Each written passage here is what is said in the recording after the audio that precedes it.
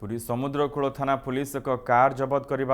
640 बोतल cough syrup जबत करने एक मामला रुजु कर पुलिस 3 जन को गिरफ्त कर भुवनेश्वर खंडगिरी थाना डुमुडुबा अंचल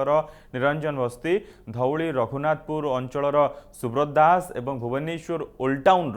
मनोज कुमार रथ गतकाली सकाल 7टार एक कार जोगे 4 पेटी कफ सिरप पेंठ कटारू आईटीआई छक आड़े आसुला सी बीच थाना एएसआई विद्युत कुमार देहुरी कारटी को अटकाई चेकिंग करबा बेले 4 पेटी कफ सिरप मिली तेबे ए नहीं पुलिस एक मामला रुजु करी कार समेत 4 पेटी कफ सिरप जबत करिछि एवं 3 अभियुक्त को गिरफ्त करी कोर्ट चालान करिछि।